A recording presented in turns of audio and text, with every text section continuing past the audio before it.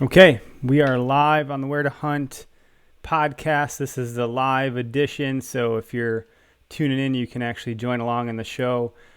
Before we get started, real quick, I want to do a call out to our title sponsor, which is Backwoods Grind Coffee. I just downed some of their coffee out of the French press, decided I'd make it mix it up with my Bulletproof Brain Octane, which is like an MCT oil, makes it extra buttery or whatever and gives me this extra jolt of energy that I actually like.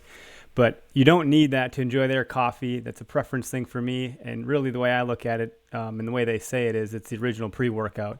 You know, if you're working hard, putting in long hours every day, no matter what you're doing, this coffee will help you get it done. So if you want to check out their coffee and give it a try, they do offer sampler packs to you can kind of have your, pick your best flavor, your best blend. If you go to backwoodsgrind.com, you can enter in code W, the number 2, the letter H, podcast, and you're going to get 10% off. So go ahead and go give those guys a follow, a like, a try, whatever you want to do. It's a great brand, good people, good coffee. So as we get started today, I'm going to go ahead and bring our guest on.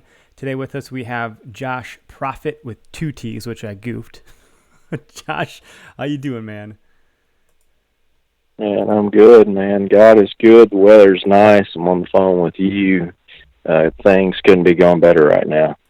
Hell yeah, man. And if I'm not mistaken, you are what Exodus Trail Cam refers to as a black hat. Is that am I saying it right, black hat?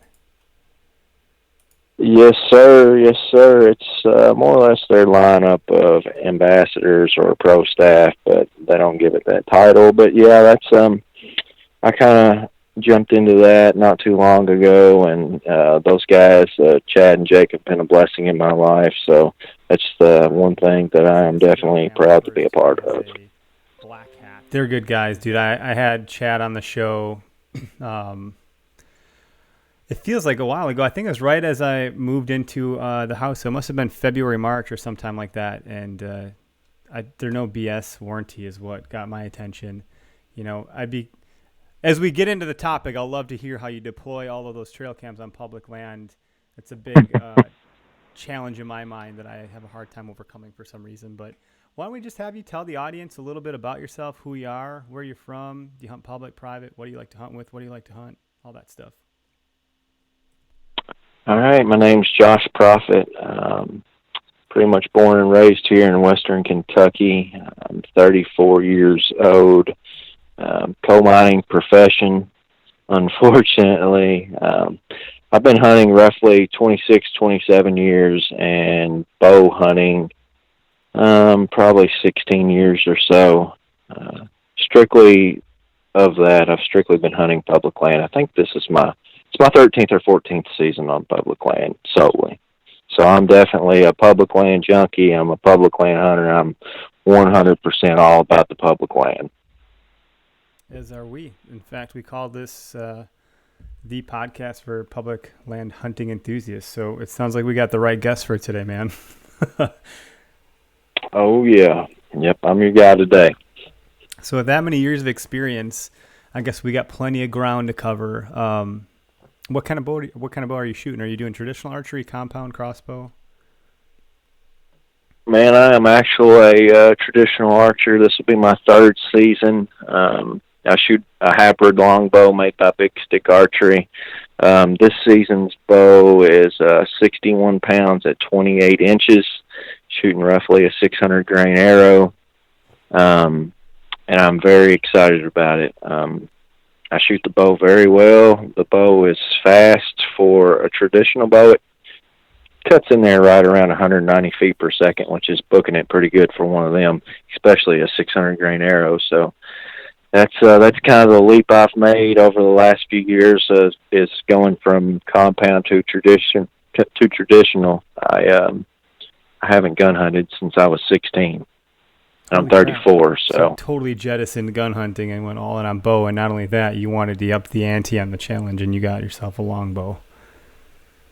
Yes, sir. That's the direction I'm heading. I sold my compound 3 years ago, and I've never looked back. And I mean, I'm going to be a traditional archer for life. Holy crap, man! So no more compound at all, hey? Just full, straight up traditional. Yep. Yeah, I mean, there's no point in it. All of my shots have been close. My confidence is high with a traditional bow, and I know, knock on wood, there's mistakes to be had, and there's deer that I'm going to mess up on. But so far, I'm 3 for 3 with traditional equipment.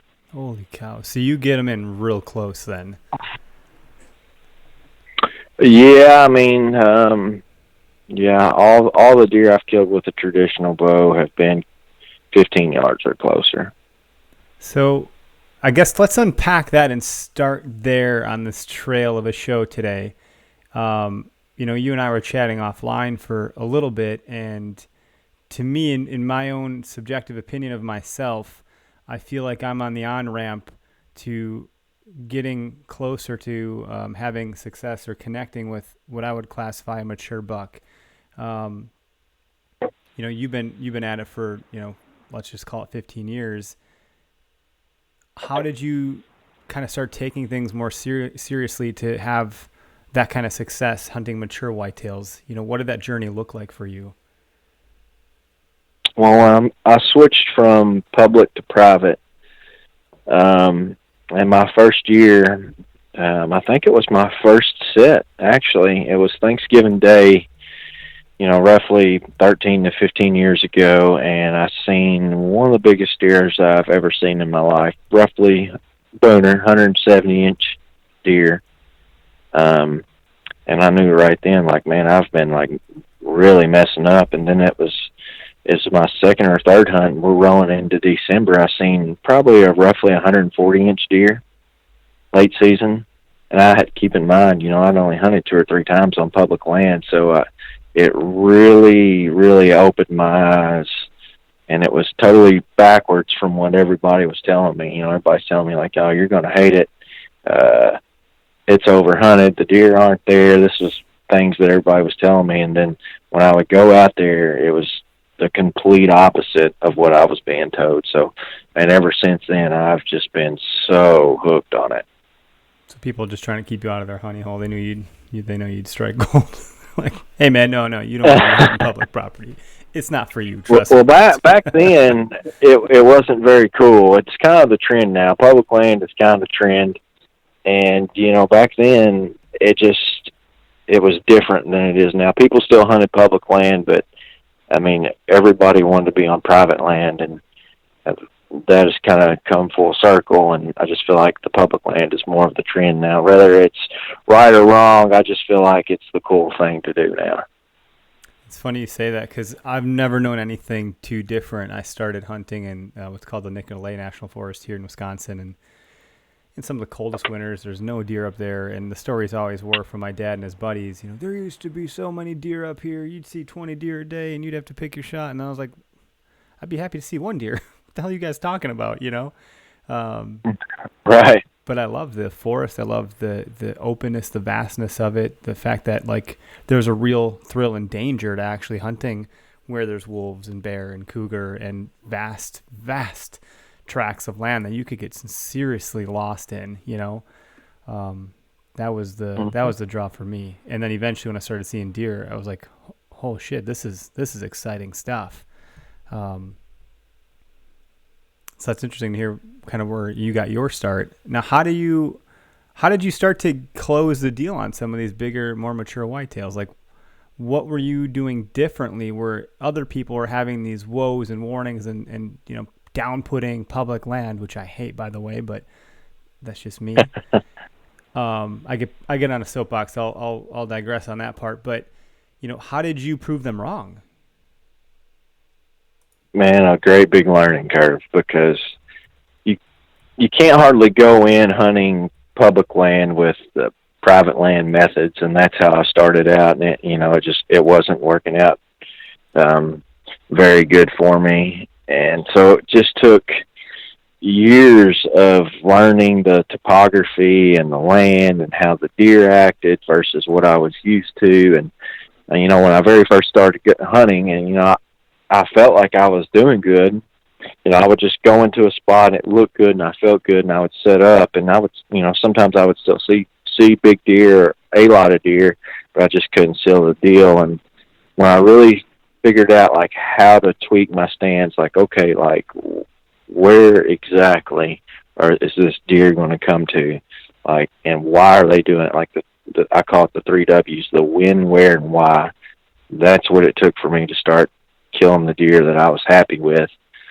And from there, man, it just started spiraling. I finally killed my first one. Then it was a couple years later, I killed my second one, and then my third one, and then I think I've killed the last 4 years straight.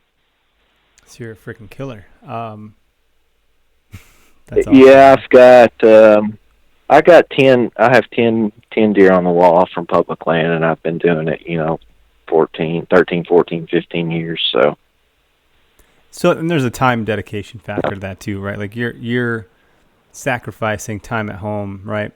And time with friends maybe, or going out and things like that, especially in those younger years where the more time you have, the more you're going to learn quicker, right? Like if you can be out every day for a season and someone else is only going out once or twice, you're effectively learning, 10 times the amount of information just by being out there. Man, that's what it takes. People say like the right place at the right time, or it takes age, genetics, and nutrition to have a big deer and to kill a big deer. But I'm going to tell you what, you can have everything in the world, but if you don't have the time to do it, then you're not going to get it done. So if you're limited on your time, you need to set your goals based on your time. You don't need to set your goals based on what somebody else thinks or says about you. Right now at tops, I go 4 days a month. That's my scouting. That's my hunting. That's everything. That's all I got.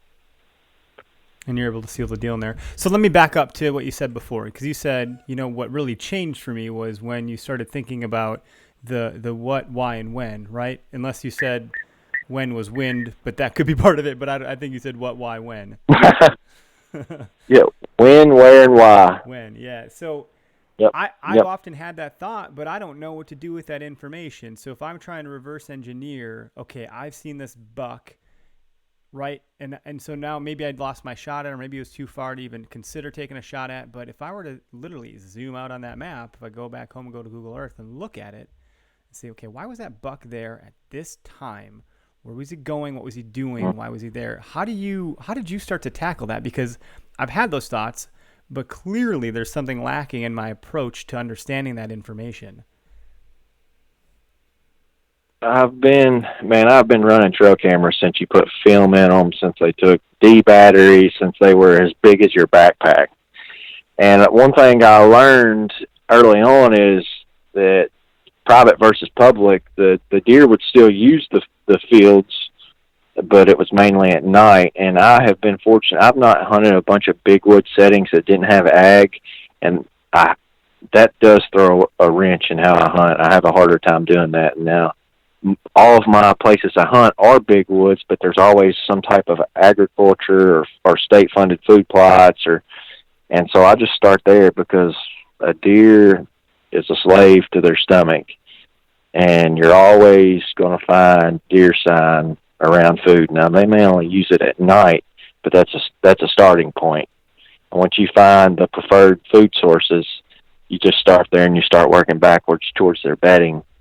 And that has led me to more success than anything. If I was to hunt a new area, I'm going to find the food first, and that's where I'm going to go, and I'm going to give it a gander. And typically on public land, that's going to be where your most pressure is, because fields, they track two things: deer and hunters. But if you can read the sign right and you can get in there and you can cut those tracks back, or those rub lines, or those scrape lines, or you can look on points of elevation for possible bedding, then you can start to connect the dots, and especially with trail cameras. So that's ultimately what's led to most of my success. It's good to hear. So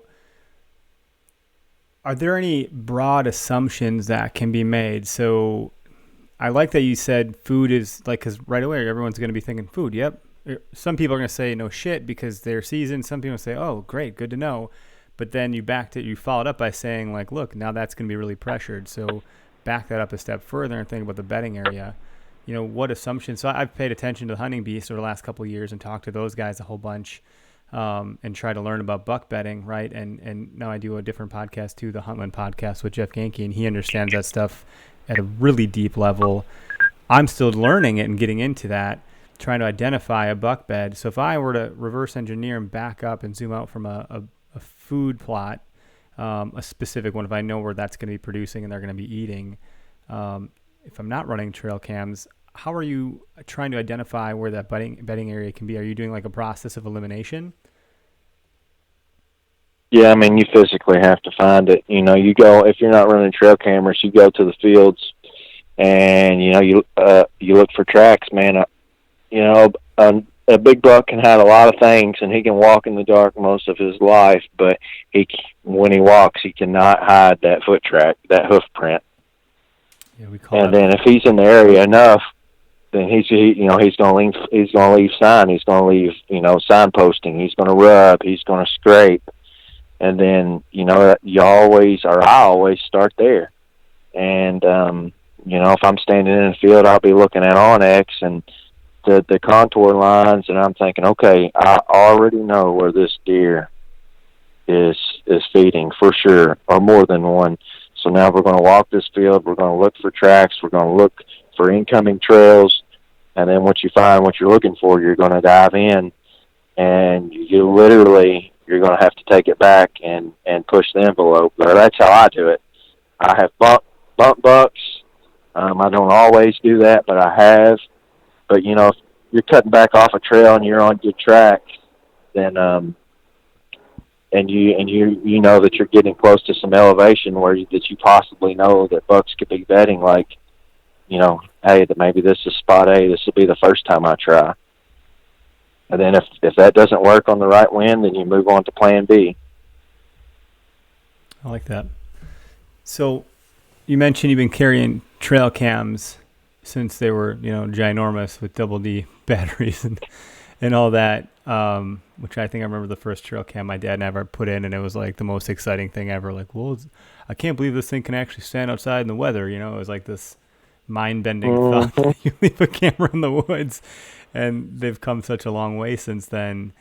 You know, you run an Exodus, and, you know, if I read their Black Hat page, you know, I don't know when this was published, but at the time it said you're running about 40 cameras. How do you deal with that on public property? You know, how are you placing those? And, like, are you experiencing a lot of theft or weird things like that? Are you finding good ways around that? And maybe just spend some time talking about that a little bit. That's a big challenge that I'm trying to overcome myself. It takes a long time to put them out. I normally start in June, and I normally don't have them all out until July.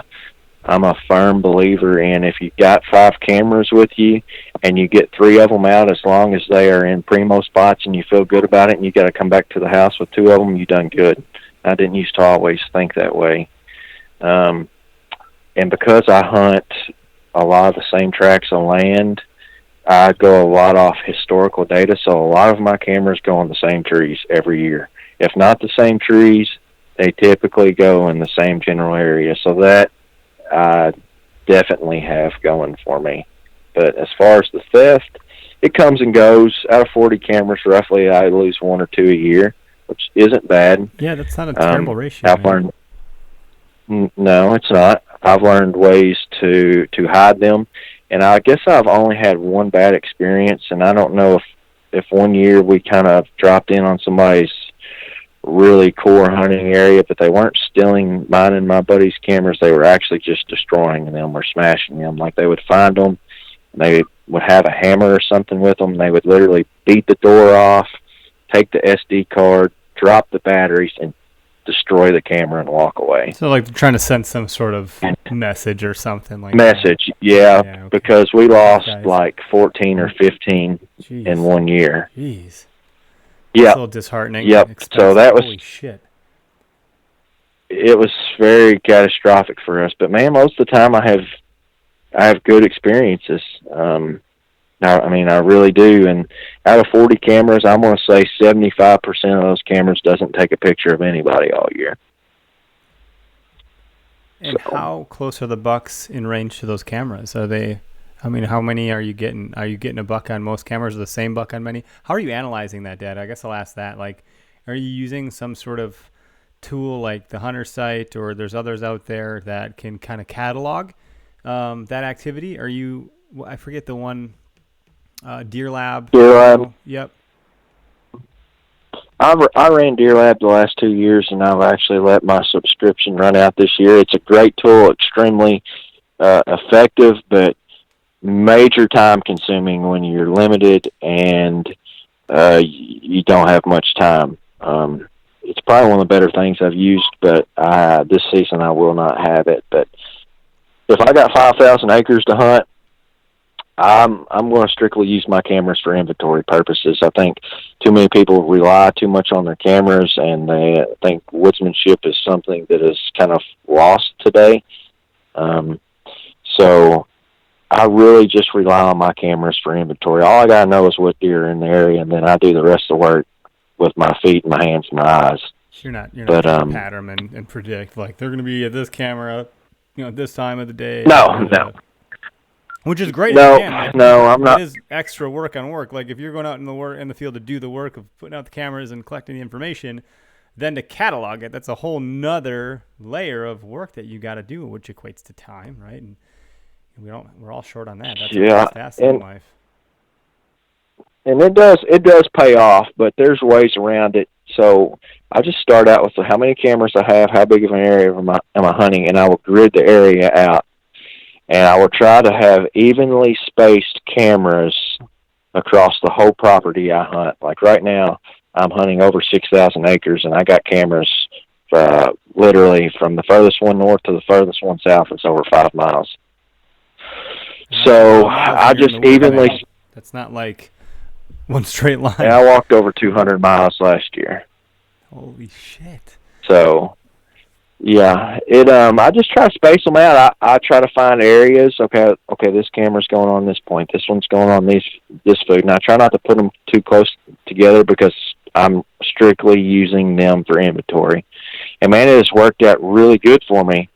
Rarely do I walk into an area where I want to put a camera and I can't find any deer sign.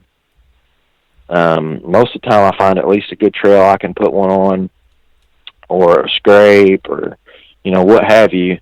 And man, my cameras, they bake all season. I'd say the most I check a camera in one season is 3 times. Some of them only get checked twice. Some of them only get checked once. So a lot of it is historical data that I go off of. It's a slow grind, but it's a lot of work. Now, are you taking advantage of Exodus's newer hardware that they have out with, like, the Wi-Fi retrieval? If you have, like, a cellular data plan along with it where it just comes right to your phone? Or are you every one of they have the render coming out, and I will be running a few of them. But just to be honest, man, I'm just not a big cell phone person, a cell camera guy. That's just me personally. I respect that. When you get a picture... when you get a picture of a deer, it's already happened. It's already in the past. And it's just, I will run a few, and they are great tools, but for Josh Profitt and how I operate, they're not for me. I just like the regular digital camera that I can leave on the woods with a lithium batteries and a big SD card. And when I check it twice a season, I get a bunch of information. That's crazy, dude. So it's funny because for me, what I think is funny is, so I had 8 groomsmen for my wedding a couple of years back. And these are guys that I know and love dearly, right? And if I were to do it right now, I still would miss 1 or 2 of the guys when I go to count them.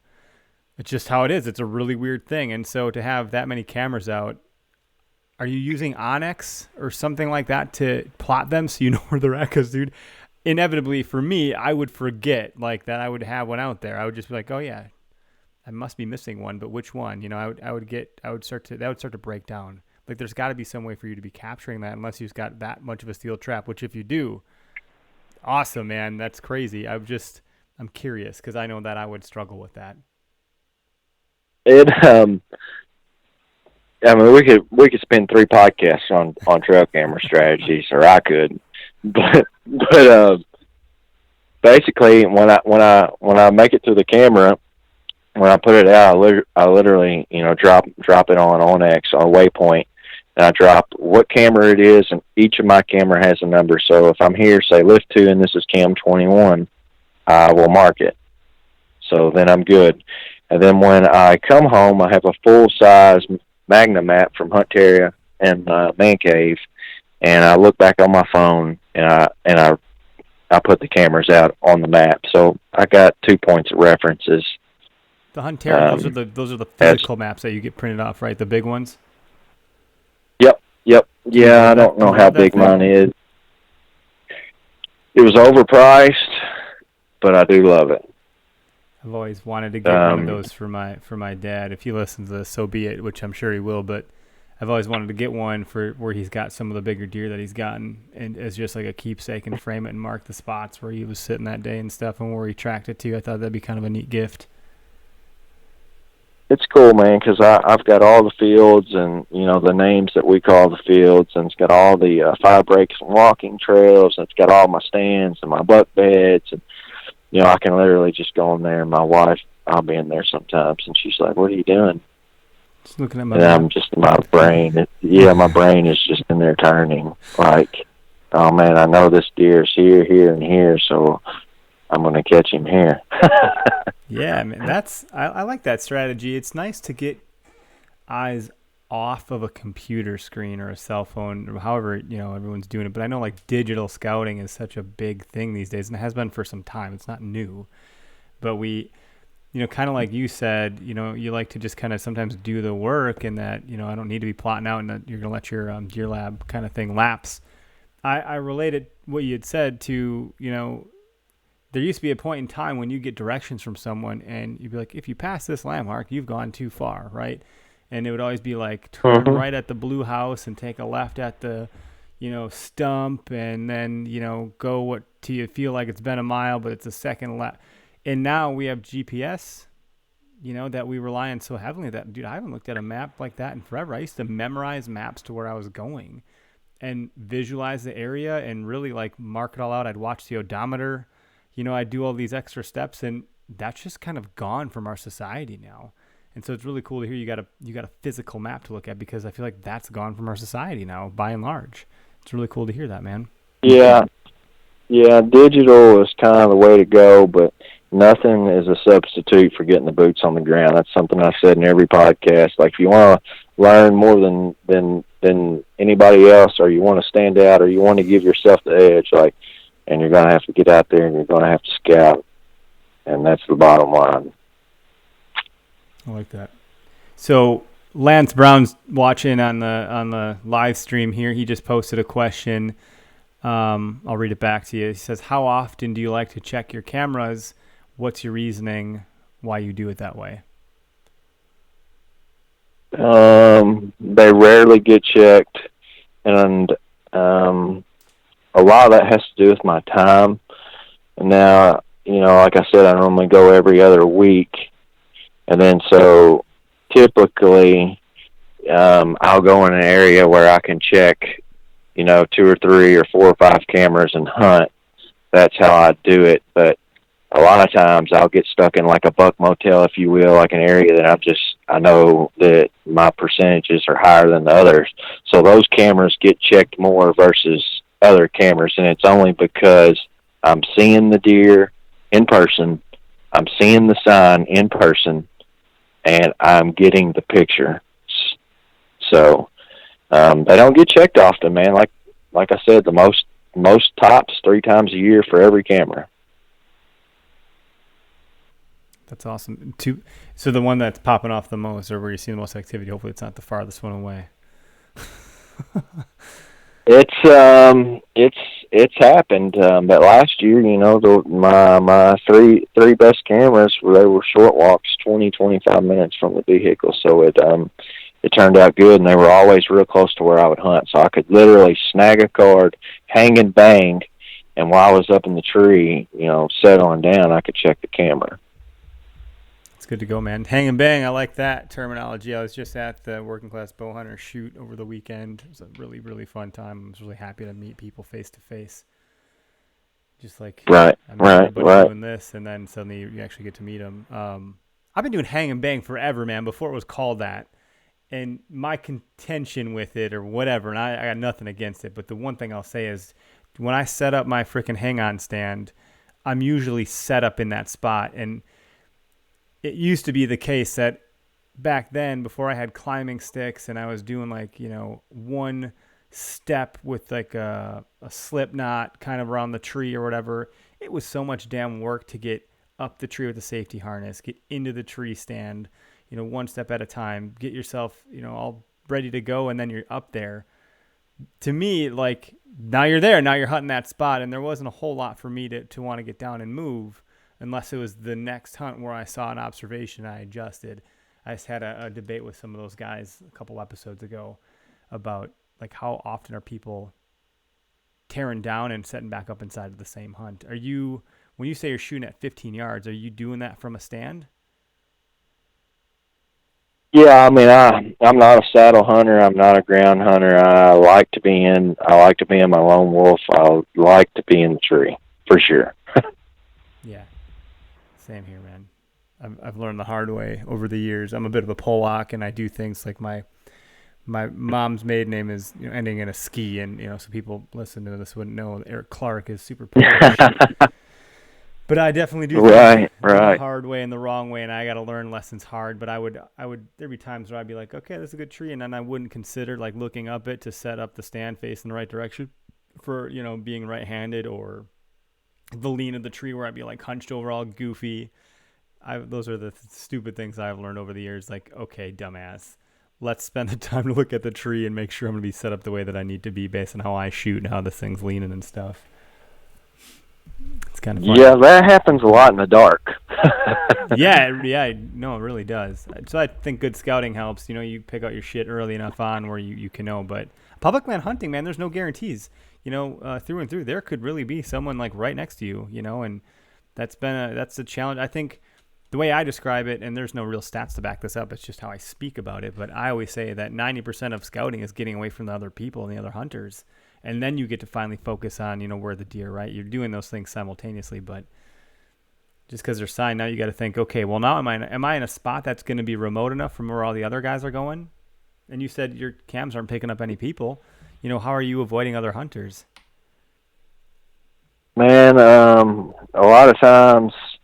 think a lot of times we're closer to them than what we think. And one thing that I can touch on, like over the years, I've really keyed in on places that have a lot of year-round human activity as far as hiking, horseback riding, fishing. If you hunt those types of public lands, the deer are a lot more used to people. They're a lot more used to the scent. And from my experience, they deal a lot better with human pressure. And over my last, decade of public land, 95% of my hunts have gone on things like that. Where there's horseback riding, there's hiking, there's people coming out, Boy Scouts come out to do things. There's biologists running surveys, and just, you get away with a lot more. Yeah, so that's been a fun thing for me too. Actually, that's been one of the things I've added to my arsenal is state parks, and two of the parks I hunt primarily have consisted of horseback riding trails, Boy Scout things, and just general walking trails with people walking their dogs and running, and even some people going off the trail. I've had a hiker bump me, far off the trail. I'm like, whoa, what the hell are you doing over here, buddy? Like, get back to the trail, man. Yeah. It sounds like a deer. And I'm like, damn it. But, it was a beautiful day. It's public land. That's what happens. Like, good for him for having fun and exploring. It was what it was. It's all about your outlook, man. And what I've learned is, like, if somebody walks in on you or you see several trucks in the parking lot, like, I'm going to say 75% of the listeners are thinking, like, oh, man, it's over. But, man, that's just not where my experience, that's not the case. You got to hang it out, especially if you're hunting during the rut. Like, you really got to think about what is going on. Like, a deer isn't out there, in survival mode during the rut, which is when a majority of your hunting pressure hits. So if somebody walks in on you, or you walk in on somebody, or somebody you know is fairly close to you, you got to roll the dice and you got to roll with it. Last year, one of my good friends literally had somebody rattling. He could hear them rattling. He could not see them, but he seen our top hit list, 170-inch deer. He's seen him within 20 yards. And so it's just like everything that everybody tells you, for me personally, like, a lot of it hasn't stuck with me. Like, I've tried to, like, listen to it and, like, oh, crap, my hunt's ruined. But over the years, I've learned, man, no, it's not. I got walked in on one time last year, and the guy, I hate to say this because it's sad, he got within 60 yards of me and was putting his stand on the tree before I seen him. Darn. Yep. And then it was kind of a big ruckus for me to, let him know I'm there. Yeah. And once he finally seen me, he didn't go far. I mean, he went out of sight. He probably went a couple 100 yards away, and he was very quiet. Like, I never heard him make a sound the whole time. And he come in, and his wind was good. Like, I could tell the guy knew what he was doing. But, man, I still seen a pile of deer right that evening. It was the day or so after that, in that same general area. When I say same general area, the same 25 acres, I seen 2 shooters. So that's funny you say that. You can. Oh, go ahead, man.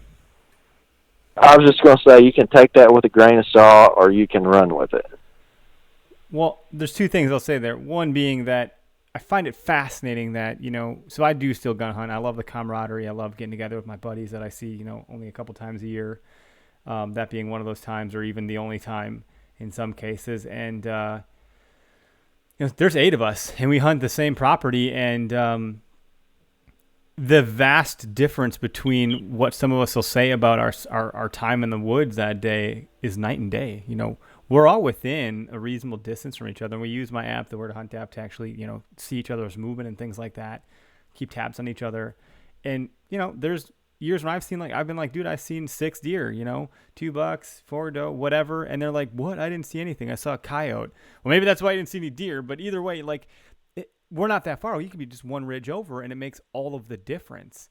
So like you said, getting that time in the woods and those boots on the ground and really kind of studying where those tracks are going and backtracking and reverse engineering that behavior. Last year I did a bow hunt, and I pulled up, and there were 8 vehicles on a conservancy property. So it was public access to private property, and it was only limited to a few select people.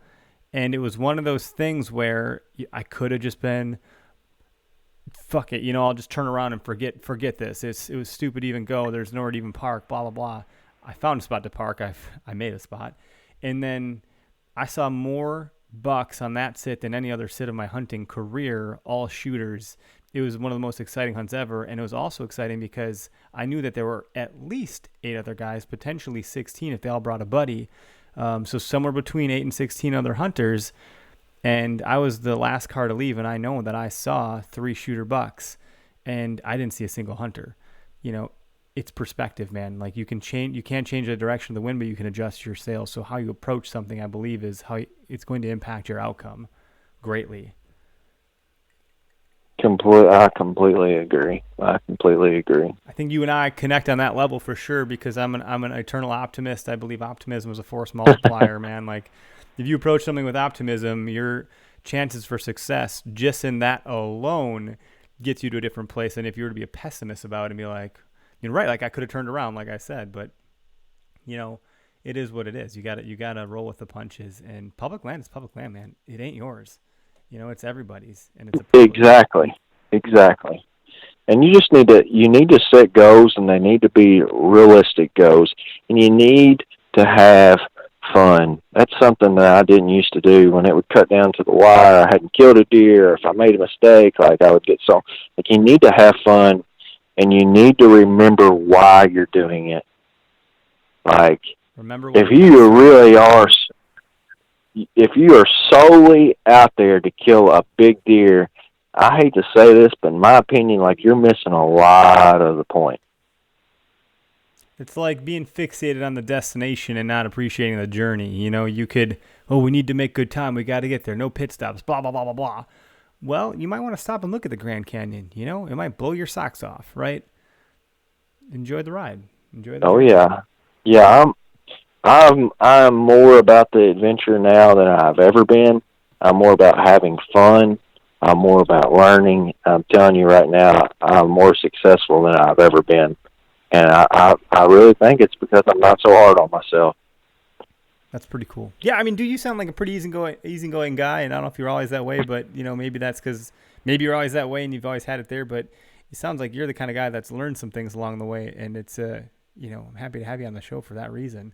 And I'm always happy to learn from what other people have kind of come to realize. I can take some shortcuts in life that way, you know, now that I'm willing to listen. Right, I mean, you just have to stay humble, man. I mean, by God's grace, I've killed a few deer and I've learned a lot, and you know, I've had a very fun time doing it. I don't love killing the deer. I love the process. That's what I'm all about. And you gotta love the process more than the end result. I think that's what does it. And I think this is one of the few things in life where and there's probably two, and this is one of them where I love the process. Like, I've not stopped thinking about whitetail. Okay, maybe for like a half a second after gun season, I was like, okay, I'm done chasing these stupid animals for a minute, and I can take a break. But it didn't take long to check back in, you know, and doing a podcast about hunting certainly helps, you know, make sure that I'm never not thinking about it. But, you know, every time I'm in a car and I see an open field, I'm like at the edge of my seat, you know, glance at the field, getting yelled at by my wife that I'm drifting off the road. So whatever that means for how much I love hunting. But Yeah.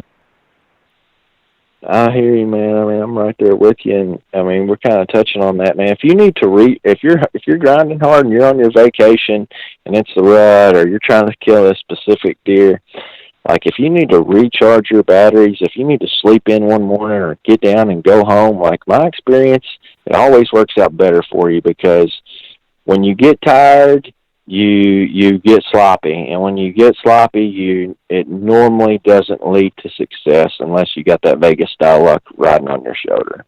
So don't be afraid to, you know, there was a day last year, you know, I had like 11 days straight to hunt, and it was middle ways of the day or middle ways of my trip. Like, I literally drove about 15 miles from my house, and I'm like, I can't do it. Like, I got to go back to bed. And I went back to bed, and it worked out better for me. I got a clear mindset. Ran around, got a new game plan, and it turned out to be successful. It's good to hear, dude. It's not. I don't know where all these analogies are coming from with me all of a sudden. Maybe it's a scotch, but you know, I always hear stories of people that say, like, I met my wife when I stopped looking to, you know, meet my wife, right? And it's that level of like, and that's true, man. Yeah, I'm not saying like I'm gonna get a buck when I stop looking for bucks, but, you know, caring about it differently and having that balance to take care of yourself and knowing, like, I don't know, make good use of your time when you are in the woods to the best of your ability. Yeah, because as I get older, I'm 34 now, and I've been divorced in the past, and I have 4 kids, and like you really start to realize how selfish of a sport deer hunting is. And like, as much as I love to go, there's times where I feel guilty, and so you really got to lay all the aspects down on the line, and you really got to prioritize. And when you get those things right, I mean, for me, I mean, between God and my family, there was a time when I did not put those first, and, you know, it really didn't work out good for me. And it just seems like the more my faith grows and the closer me and my wife get and the less time I get to spend in the woods, the more enjoyable my time is that I do get, and the more successful that I have been. And it's just, I can't tell you like how blessed I am and how thankful I am for just the time and the public lands and the fish and wildlife. Like, I mean, it is my true passion. It shows, man. If you got 10 deer that are worthy of your wall, over that course of time on public land, and you've gotten, deer the last 3 years in a row with the longbow, it has to be your passion. Like, otherwise it probably wouldn't have worked out that way. It's just something, Yeah, like to do it from time to time. I really don't like it, but I do it anyways. Like, I doubt you would have had the success that you've had. Yeah, it's been a bell curve, and it's been a big bell curve, but it's fun, and I really enjoy it. Well, on that note, man, let's pivot, and why don't you share with me and the audience, both watching now and that'll listen in later on the podcast form, what's your most memorable hunt in your mind's eye? It's weird because I was thinking about that today. And, there's just so many memories, and there's the deer on the wall, and there's my kids and my childhood. So for like one to really stick out when there's so many, it really does have to be like really memorable. And I was thinking today, I remember my granddad got me into hunting at a very young age, and um, I was no older than 10, and I know I wasn't. And at that time, I could only gun hunt. And so when gun season would roll around, I would I could not sleep because I was so ate up with it. And I remember I was staying with my grandparents one day, and I woke up, and it was before time to hunt. My granddad was up, and he was like, son, it's raining outside. What do you want to do?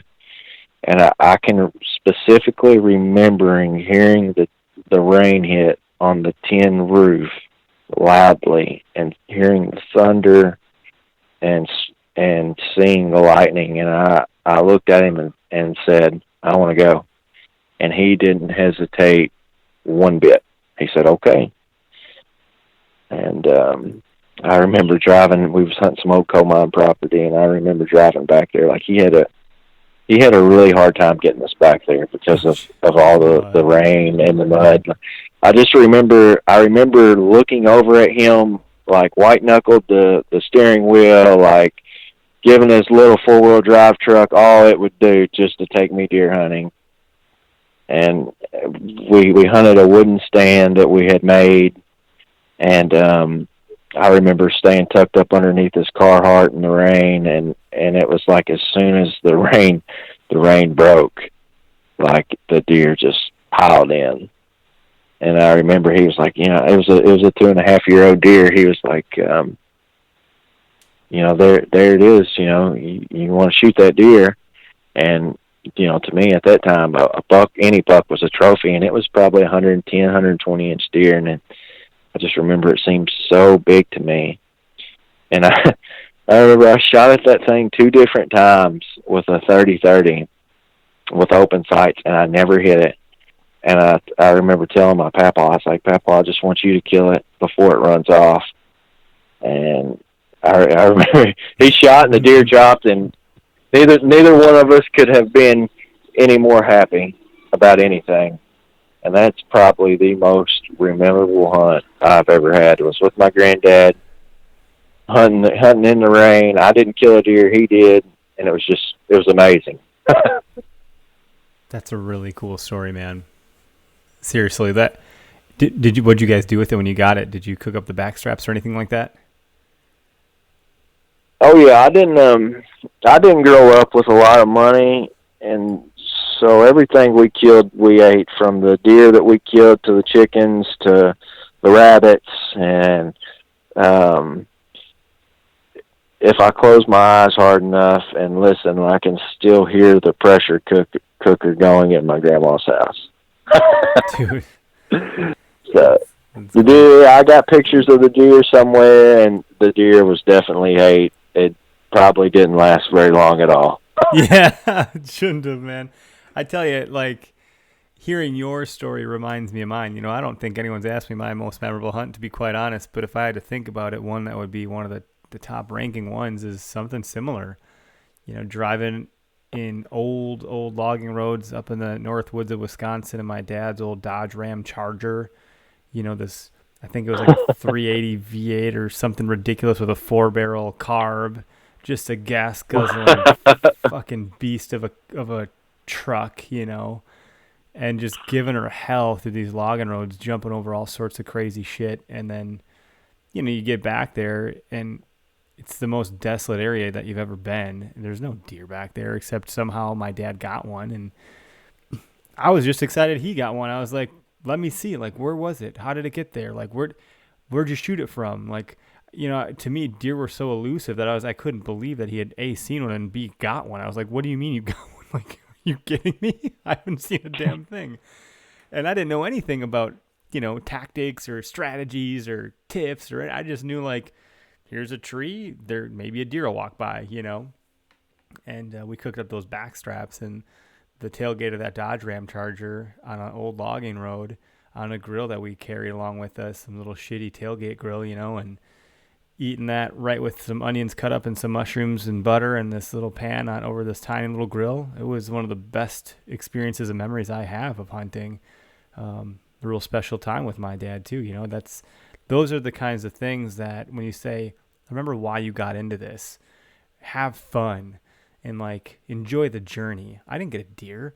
I could care less about getting a deer. I cared about enjoying those moments. And when you look back on it, it's impressionable. It's indelible. Like that's the stuff that you remember. Yeah, I agree. And it's sad because today those things are lost. I cut across social media and it's, you got to use this product, or you got to dress this way, or you got to hunt here. It's the memory and the woodsmanship is just so far gone. Right, man, it's still there. It's just buried. We gotta bring it back up to the surface. I think back then I was wearing a onesie camouflage, old school camo. Old school when it used to feel like it was embarrassing to wear because I didn't have money for the scent, eliminator, whatever the hell it was. And it was a hand-me-down with some holes in it, and it felt goofy to wear. But that's the stuff that people think is retro now, right? Like the tree camouflage. And well, that's what it was, man. And I didn't take any pictures. There was no like grip and grins or anything like that. It was eat the frickin' meat. And there's no cell phones back then. It was we'll call you when we get back to the motel, and we'll let you know how the day went. When we get back. There's no GPS, none of that shit. It was a map. It was a compass. It was cameras. I know. I'm right there with you. I can still remember my Walls Advantage coveralls I had, and they weren't very good. But I can remember them faded out to the max that smelled like Tide. I can remember it plain as day. Yeah, man. It's interesting. We're the same age, but, I never thought I'd get to the day where I was talking about the past like a grandparent would. Back in my day, we didn't, care about any of that. But that's how it was, it's just different. And I embrace a lot of the stuff these days. Don't get me wrong. I'm not like some caveman, but it's nice to remember those times before it because it was simpler and you thought about it differently. You had fun. Mm-hmm. You had fun. The fun was just built into it, Now you got to try real hard. You got to try to leave your phone back, which makes you feel like you're missing something in the world. Or what if something happens? Well, back then we had walkie-talkies, and I would talk to my dad if something happened. We'd check on each other when we get to the tree stand. Hey, I'm in. Are you safe? Yep, I'm ready to go. Enjoy your hunt. Talk at lunch. I know, man. I'm right there with you. I mean, I really am. One of my favorite stands is one where I have no service, and if the truth was be told, who knows how many thousands of deer have been saved because of cell phones. See, at least you're honest, man. Like, let's be real. It's flying cost some me Instagram some deer. filter or something, right? Yeah, it's. I've messed up looking at my phone. Yeah, or maybe you don't know if you did. Honestly, that's probably the truth. But man, it was really, really fun talking with you. We covered some ground. We covered it in I think, an eloquent way. We answered some questions from the comment sections. No callers. That's okay. I don't mind. Like, it's nice to be able to focus on the conversation at hand. Sometimes people call, sometimes they don't. I got nothing against it either way. It's just an opportunity for people to connect. And if they're busy and they can't, that's okay. Yeah, man, I had a good time and I enjoyed it, and I highly appreciate you having me on. Yeah, absolutely, man. We'll end real quick. Like, you for the record, are one hell of a photographer. So if nothing else, if you follow your Instagram, you're in for an eye candy treat of just really well captured pieces of the outdoors. What are you shooting, a Canon or a Nikon? Sony mirrorless. Oh, okay, so look at there's three choices. I only thought there were two. Is it a DSLR? Yeah. No, it's a mirrorless. It's a APS-C sensor camera, 24 megapixel. It's a really small mirrorless Sony camera, and it's affordable, and it is. I mean, I love it. I went from Canon to a T5 to this, and I just love it. Really? So I had the T4i back in the day, and I enjoyed it. I also didn't really enjoy the month of YouTube videos I had to watch to understand ISO and depth of field and shutter speed and all that shit. But I eventually learned enough to be dangerous to take it off of auto and had some fun with it. But you're saying this one's a little bit easier and a little bit more easier on the wallet too? I mean, the body alone is about $1,000. It's about what the body cost. I mean, it was more expensive than my Canon, but I enjoy it. It's an investment that I'm going to try to make some money with, and I've done some great pictures of my family, and that's another thing that I'm passionate about, is just using the camera. So, and I don't know very much about it. I don't claim to know very much about it, but I am learning, and I'm having a lot of fun doing it. Yeah, fun. There's that word again. That's the key. Yeah, yes, sir. Well, dude, the photos do look great. So I'll just say, it'll be fun making the cover up for this episode, or easy at least, because you'll make it really some good quality photos. Yeah, you can find me on Instagram at BG_bowhunter. My name is Josh Profitt, and I will be coming out with a hunting/lifestyle photography business here, hopefully before fall. That is in the works, so that'll be something else for you guys to look for. Hell yeah, man. Why BG? What does that stand for? Bluegrass. I'm bluegrass bow hunter. Kentucky bluegrass. All right, cool, man. See, now it's memorable. Now I know. To my seat, that's what. Yeah, you hunt with a purpose, and I mean, I'm here in the home state, bluegrass state, and that's kind of how I started the BG bow hunter. I dig it, man.